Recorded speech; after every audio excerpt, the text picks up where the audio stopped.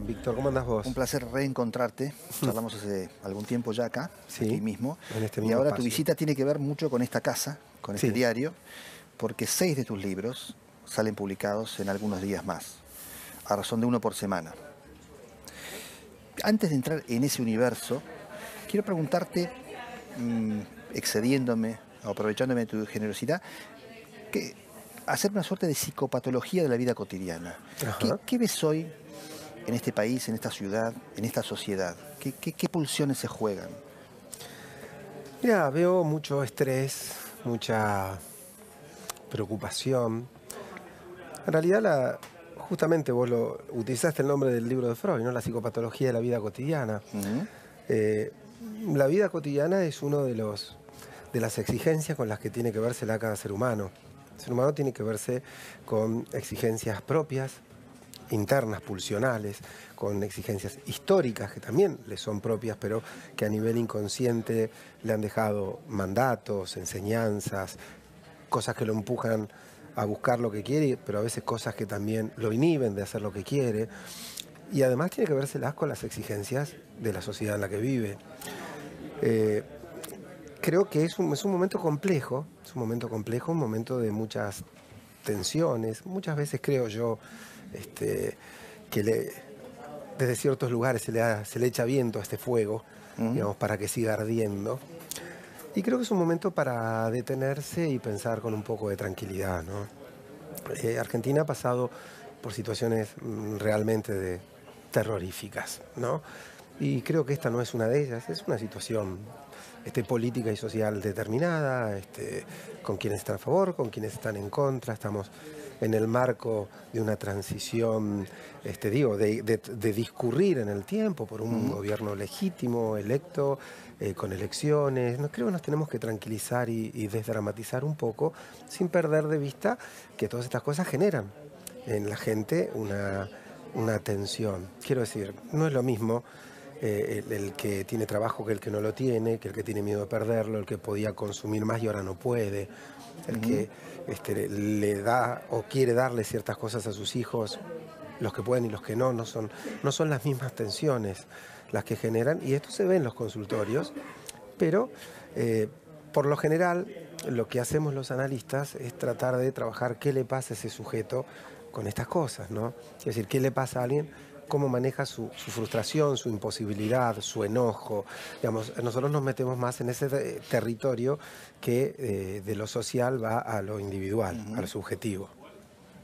Ahora, en la última década, por establecer algún periodo, ¿dirías que lo que sucede en la clínica o en el consultorio cambió? ¿Hay elementos nuevos para mirar? No. A ver, cada sociedad genera algún tipo de manifestación sintomática. Digamos que discurren por dos líneas que son históricas en el ser humano. La línea de la muerte y la línea del amor, ¿sí? Es decir, nadie sufre por ninguna cosa que no tenga que ver con la muerte, con el amor. Si querés, podemos ir con las pérdidas, para no decir la muerte, no confundirla con la muerte real y física, Claro. sino con la muerte de sueños, con la muerte de la juventud, con la pérdida de un cierto lugar social, de un cierto reconocimiento, de una pareja, lo que fuere, y con cuestiones que hacen al amor, a la necesidad de reconocimiento, a la posibilidad de estar feliz con alguien, con la familia, con lo que fuere. Siempre vamos a discurrir por esos dos temas. Lo que cada cultura establece es una manera particular en la que estos temas nos atraviesan. Digo, quien en algún momento histórico argentino a los 40 años se quedaba sin trabajo y sabía que no iba a conseguir, enfrentaba la pérdida de su vida productiva muy tempranamente, y entonces ahí esa muerte temprana le producía unas angustias que después, por suerte, a veces el país no produce. Uno sigue teniendo las posibilidades de trabajar, de crear, de soñar, pero con las variaciones típicas de cada época. Los problemas son más o menos los mismos. Ahora, el psicoanálisis como herramienta ha podido trasponer el cerco de las clases medias ilustradas, universitarias, que pareciera ser el corazón de su existencia. ¿Ha podido atender los problemas de la población más vulnerable? Por suerte, sí. Ajá. No totalmente, no voy a ser utópico, pero hemos trabajado mucho los analistas en difundir nuestra teoría, nuestra práctica. Muchos han trabajado, digo, no me quiero incluir porque yo no lo hice de un modo particular, pero sí muchos amigos y colegas han trabajado para que haya centros de salud mental donde los analistas trabajan de un modo gratuito para los pacientes, digo, donde alguien puede ir, inscribirse y tener su sesión de terapia semanal sin tener que pagarla. Es decir, que en ese sentido se ha tratado de progresar. Casi todos los hospitales generales tienen un área de psicopatología, donde hay psicólogos. Entonces se trabaja, falta mucho, pero se trabaja. Cierto es que en el ámbito privado por ahí se reduce un poco más al ámbito de las clases medias o clase media elevada. También por una cuestión, ¿no? Si nosotros decimos que un ser se va a preguntar por una verdad que lo recorre, por una angustia que lo atraviesa, porque tiene que resolver algunas cuestiones que lo ponen en conflicto, para que esta posibilidad se dé, ese ser humano tiene que tener cubiertas sus necesidades básicas. Si un chico que llora porque tiene hambre, no permite que ese padre se pregunte por qué me pasa a mí cuando me enamoro, ¿por qué? Porque tiene una urgencia mucho más importante, mucho más de vida o muerte, o mucho más biológica, si querés incluso. Y entonces es por eso también que las personas que tienen por lo menos cubiertas sus necesidades básicas, no es que tengan más acceso al psicoanálisis solo porque pueden pagarlo, porque como te digo, hay lugares gratuitos, sino que tienen la posibilidad de preguntarse por cosas que otros no se pueden preguntar, desgraciadamente, porque están corriendo contrarreloj para cuidar la subsistencia. Déjame ingresar en tu obra por Historias de Diván, que fue un libro clave para vos. Elegiste, y es parte de la colección que presentás en estos días, elegiste un epígrafe, una apertura para ese libro que cita a Freud. La frase dice exactamente, leo: he sido un hombre afortunado, en la vida nada me ha sido fácil. ¿Qué nos quiere decir Freud con eso? Que es maravilloso que las cosas te cuesten trabajo, que es maravilloso tener que vencer dificultades. Borges dijo una vez que un hombre sin tentaciones no tenía posibilidad de ser santo, ¿no? ¿Qué gracia tiene? ¿Cómo va a santificarse uno por resistir tentaciones que no tiene? Allí donde está la tentación está la posibilidad de esforzarse por vencer esa tentación, ¿no? Y allí donde está la dificultad aparece esta posibilidad de que surja algo en vos diferente. Cuando Freud dice eso, la fortuna de que las cosas me cuesten trabajo, es porque esa dificultad le ha permitido desarrollar con lucha, con esfuerzo, con ingenio, con lecturas, pensamientos, repensamientos de su propia obra. Freud, si estuviera vivo, seguiría corrigiéndose. O sea, él no se agarró a un concepto que acuñó en el 1900 y lo sostuvo hasta el 1939 que murió. O sea, cada vez que lees un libro de Freud dice: me equivoqué. O sea, yo escribí esto, bueno, no era así. Era de este otro modo. Ahora me doy cuenta. Digo, y esa capacidad, esa honestidad intelectual de Freud es lo más interesante. Y ese esfuerzo permanente. Entonces yo creo que muchas veces escuchamos que alguien le dice a un joven, ¿sabes qué pasa? Que a vos todo te resultó demasiado fácil, ¿no? Casi como un dicho de no estás valorando porque te vino como de regalo el asunto, ¿no? Y creo que a lo que remite es exactamente a eso. Cuando las cosas requieren un esfuerzo, pero un esfuerzo posible, no cuando son imposibles. Claro, yo creo que hay situaciones que te hacen las cosas imposibles y hay otras que por el contrario te la dificultan, pero es una dificultad maravillosa, porque esas dificultades crecientes son las que te van obligando a encontrar herramientas nuevas, respuestas nuevas, pensamientos que no tenías antes. Es como que alguien te haga una pregunta que no te habían hecho nunca. Digo, ustedes los periodistas a veces no saben lo importantes que pueden o no ser cuando entrevistan a alguien. Digo, yo a veces cuando me voy digo, mira vos, me preguntaron de un lugar que no me lo habían preguntado nunca, entonces vos vas a la casetera o a la biblioteca que tenés y decís, qué bueno, no lo tengo que empezar a crearlo ahora. Y ahí se empieza a armar algo del orden del estímulo disfrutable, del desafío que es maravilloso, porque es eso, es una dificultad. Y una dificultad es algo que te permite crecer. ¿Podés elegir un caso de este primer libro que te haya conmovido de una manera particular? Porque el libro se monta sobre casos que trataste en el consultorio. Sí. ¿Hay alguno que te marque biográficamente de algún modo singular? Sí, sí. Si bien todos son casos Sí, muy queridos luego. por mí, muy fuertes, de pacientes con los que tuve una relación muy profunda, claramente el caso de Majo es un caso diferente a todos, porque es una adolescente muy chica, de 18 años, cuando yo la conozco, que tiene una fascinación muy peligrosa con el tema de la muerte, y que fueron 3 o 4 años de luchar mucho en su análisis para que se corriera de este lugar que la ponía en riesgo, y cuando por fin parecía que lo habíamos logrado, estas cosas tiene la vida, surge una enfermedad terminal. Digamos, cuando ella se estaba alejando de la muerte, aparece la muerte por otro lado, aparece desde la realidad, ya no desde su psiquis. Y fue un tratamiento muy movilizante, muy conmovedor. De hecho, creo que es uno de los casos que más impacta a los lectores.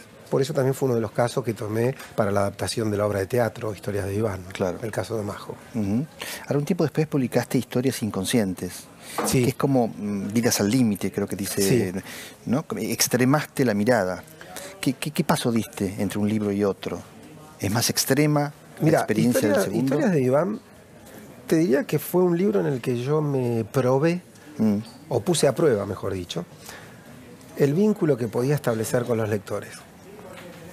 Pensá que cuando la editorial me vine a buscar a un psicólogo que trabaja en los medios, es decir, que tiene una cierta habilidad para difundir el psicoanálisis, pero lo vine a buscar seguramente enmarcado en lo que podríamos considerar la escritura de un libro de autoayuda.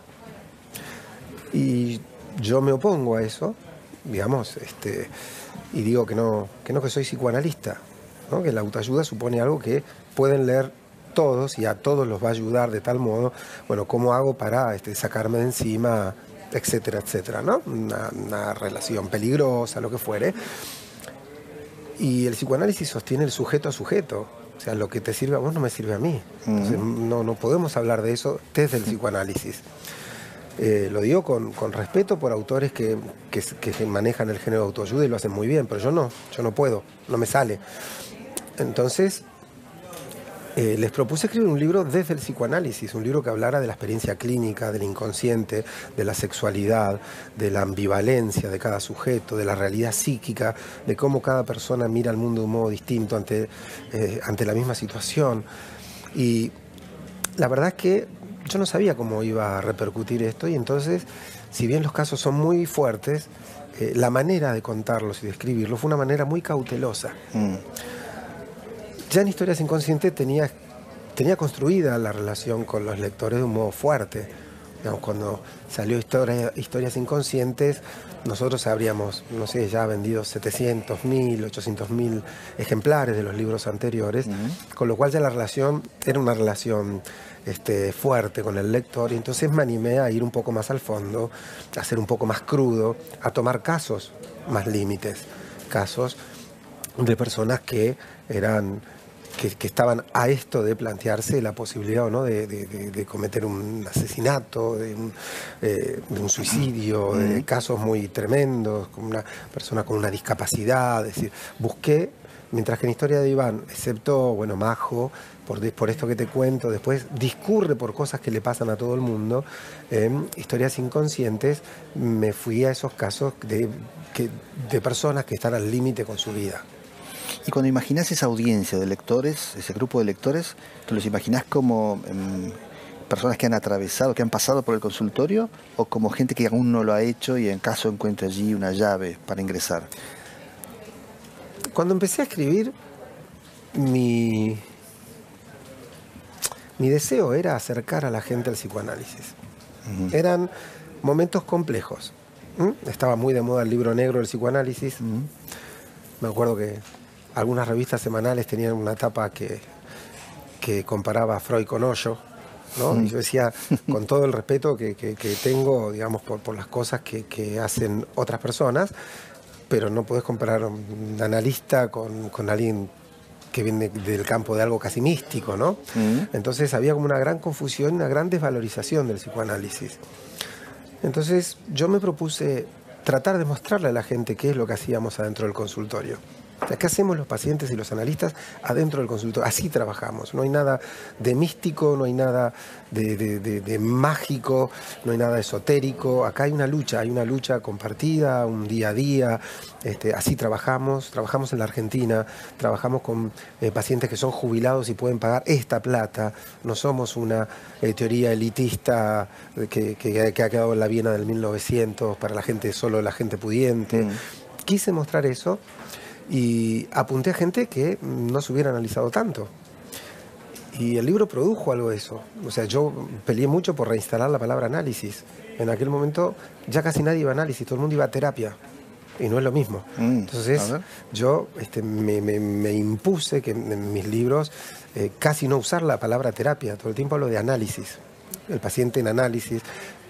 Claro que el psicoanálisis es también una forma terapéutica, pero como decía Lacan, es una terapia que no es como las demás terapias, ¿no?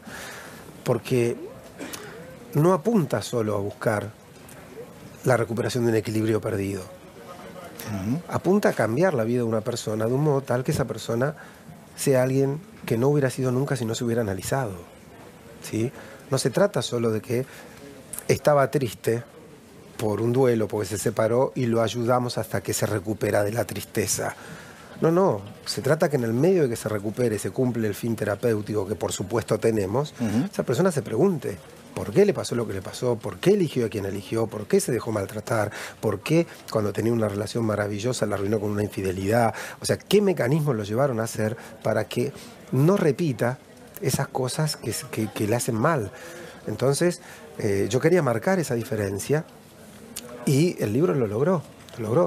Es más, a mí me reconcilió con la academia, que hasta ese momento, porque bueno, viste, un analista que hace televisión, que está en la radio, era resistido a partir del libro y el impulso que eso dio al público. Un montón de colegas me decían, algunos que por ahí hasta habían hecho algún comentario no muy agradable sobre mí, que me llamaron para pedirme disculpas. Me dijeron, ya tengo 6 pacientes que vinieron a verme porque leyeron tu libro y querían un psicoanalista. Se dieron cuenta que lo que yo hacía iba a favor del psicoanálisis y no en contra. Hoy creo que ya tengo lectores que están mucho más cerca del psicoanálisis, si bien yo sigo escribiendo también para aquellos que nunca fueron a un consultorio. ¿Y cómo hiciste una mención recién muy rápida? ¿Cómo se concilia este mundo de la razón con el mundo de la fe? Si es que hay una conciliación posible, si hay una convivencia posible. Yo creo que hay una convivencia. Yo jamás cuestiono la fe de mis pacientes. Y si alguien me dice que reza todos los días para que Dios lo ayude a salir de tal o cual situación, a mí me parece bárbaro.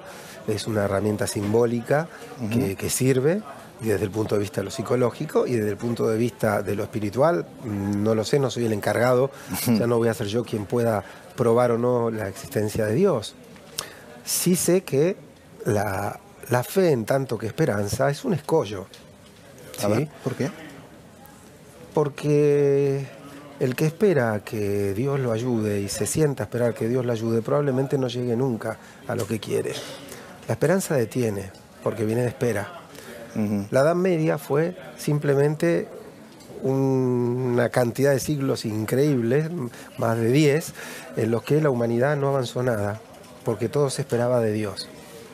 Cuando viene el cambio, cuando aparece alguien que dice pienso, luego existo, dudo hasta de Dios, pero no puedo dudar del hombre y de su pensamiento, y el hombre se adueña de la historia, empezaron a cortar algunas cabezas, y con lo agresivo que es eso y lo agresivo que fue la Revolución Francesa, el mundo empieza a cambiar cuando el hombre se adueña de su destino y deja de esperar todo de Dios.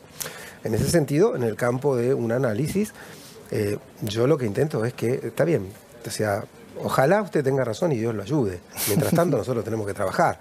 Y si usted tiene que levantar el teléfono, pedir perdón y decir, me equivoqué, levante el teléfono y hágalo. A lo mejor si lo hace, Dios lo ayude y el otro lo perdona. Pero si usted espera que el otro se le pase el enojo solo, sin admitir una culpa, sin hacerse cargo, va a ser mucho más difícil. Ahora, ese trabajo es muy arduo. En algún momento escribís una idea conocida, que es el universo no tiene sentido, ¿no? ¿Y Sí. cómo convivir con esa idea? ¿Cómo Bueno, pues, desesperarse? ¿Cómo no quebrarse frente a esa idea? es que ese es el gran desafío de la humanidad. El hombre es un ser finito que se mueve en un universo infinito, ¿no? Mis amigos físicos me dicen que el universo está en expansión y yo no estoy en expansión, yo estoy en decadencia. ¿Sí? Mientras el universo cada vez se hace más grande, yo me hago cada vez más viejo. Y el universo se acerca a su plenitud y yo me acerco a mi decrepitud. Bueno, y esto es lo que nos pasa a los seres humanos. O sea, tenemos que enfrentar una vida que tiene un límite y que sabemos finita, porque además somos conscientes de nuestra finitud, y entonces todo se llena de sensaciones de injusticia, de angustia.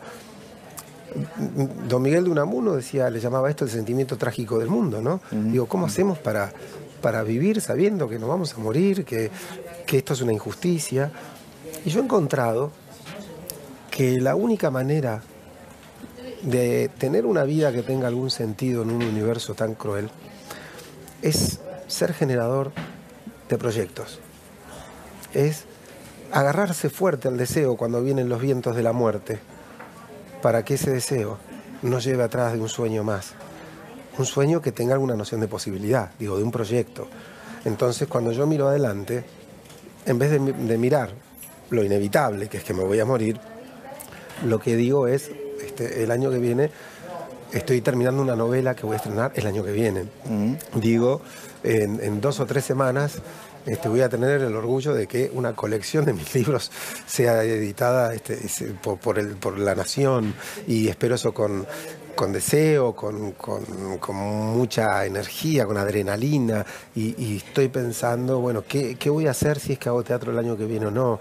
¿Qué días voy a atender, si sumo medio día más para atender más pacientes o no? Es decir, todo el tiempo, lo único que podemos hacer es intentar vivir, e intentar vivir de la mano del deseo, porque la única manera de no ver todo el tiempo que nos vamos a morir es en el momento del deseo.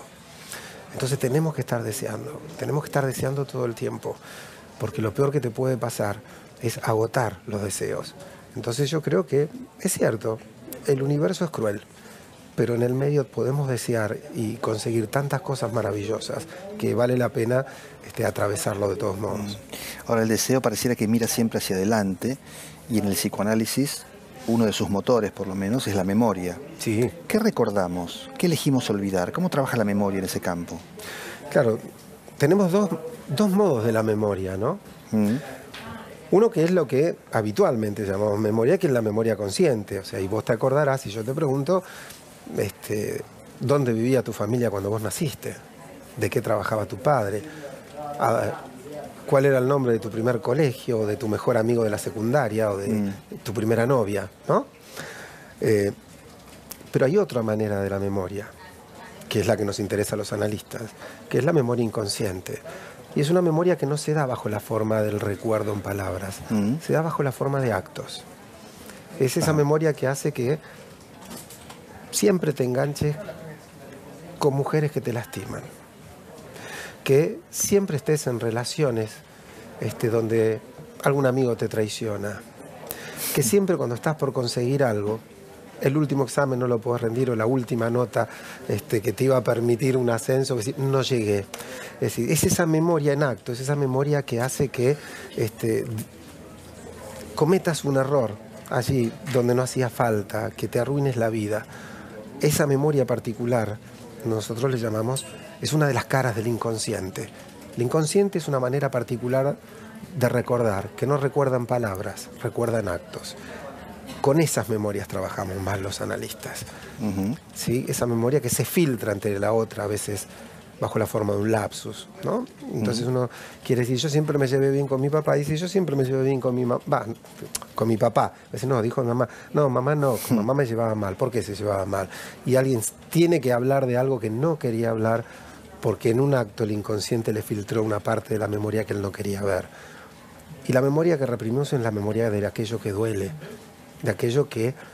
El olvido es un trabajo, y si la psique se toma ese trabajo es por algo. Entonces se toma ese trabajo cuando no se siente capacitada para resolver lo que ese recuerdo trae.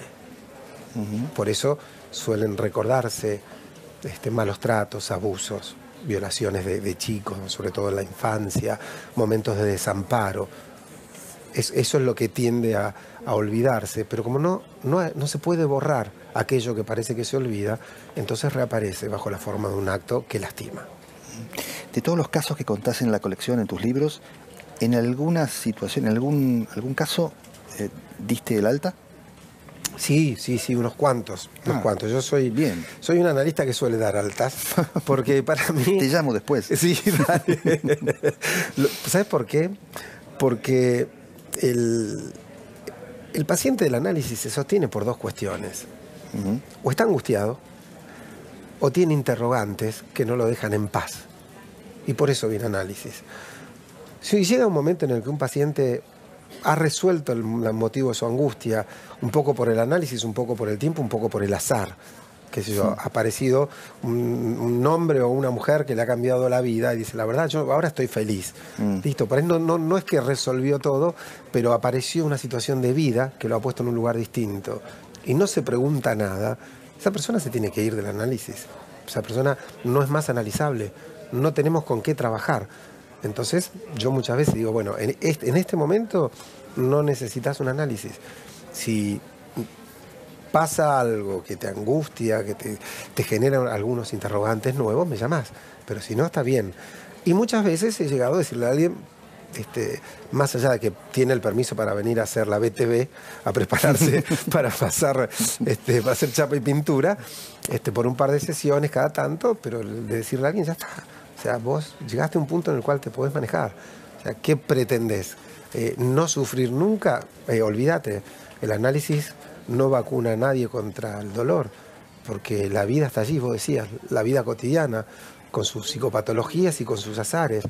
Y el análisis no puede lograr que por mucho que estés en un diván, llegue un momento en el que a vos te deje una persona que amás y no te duela. No, lo siento, ni Freud ni Lacan mismo en persona han podido evitarlo. Eso es la vida. El dolor y la vida van de la mano.